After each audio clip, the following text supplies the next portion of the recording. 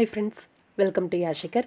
நம்மளோட Zee Tamil, Vijay TV அப்படின்னு serials பண்ண ஹீரோயின் உங்கள் எல்லாருக்குமே ரொம்பவே பரிச்சயமான ஒரு பிரபலம் தான் ரேஷ்மா.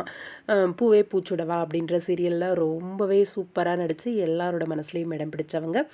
அதுக்கப்புறம் கொஞ்ச நாளுக்கு அப்புறம் நம்மளோட விஜய் டிவியில் ஒரு சீரியல் பண்ணாங்க. எதிர்பார்த்த அளவுக்கு ஒரு வெற்றியை கொடுக்கல அப்படின்னாலும் மறுபடியும் ஜீ தமிழுக்கே போயிட்டு ஒரு சீரியல் வந்து நடித்தாங்க. ஆனால் ரொம்ப சூப்பராக இருந்துச்சு சீரியல் பொறுத்த வரைக்கும்.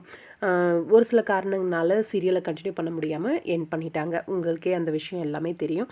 இப்போ இவங்க சன் டிவியில் ஒரு சீரியல் பண்ணிகிட்ருக்காங்க அப்படிங்கிறது எல்லாருக்குமே தெரிஞ்ச ஒரு விஷயந்தான். ப்ரமோவும் சீக்கிரமாக வரப்போகுது அப்படின்றது. இப்போது அதோட ப்ரமோ வந்து லான்ச் ஆகிருக்கு. பார்த்த உடனே அவ்வளோ சந்தோஷமாக இருந்துச்சு. சீரியலோட ப்ரமோ பார்த்துருப்பீங்கன்னு நினைக்கிறேன். செல்லமே செல்லமே அப்படின்னு சொல்லி சீரியலோட டைட்டில். அம்மா, அப்பா, சொந்த பந்தம் எல்லாமே ஒரு குழந்தைக்கு இவங்க மட்டும்தான், அம்மா மட்டும்தான் அப்படிங்கிற மாதிரி அந்த அளவுக்கு ஒரு குழந்தைய அன்பாகவும் பாசமாகவும் அரவணைப்போடவும் பாதுகாப்பாகவும் வளர்த்துக்கிட்டு இருக்காங்க. அப்படிங்கிற மாதிரி அம்மா ரோல் வந்து எல்லா ரோலையும் கவர் பண்ணி வளர்க்குற மாதிரி.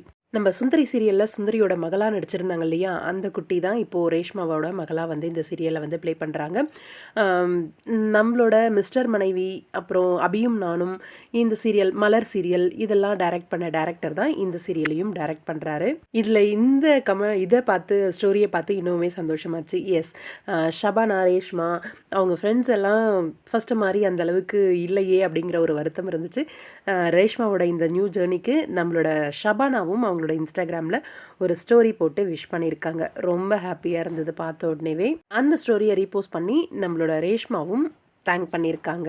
இந்த நியூ ஜேர்னி சக்ஸஸ்ஃபுல்லாக அமையிறதுக்கு எங்களோட மனமார்ந்த வாழ்த்துக்கள் ரேஷ்மாவுக்கு.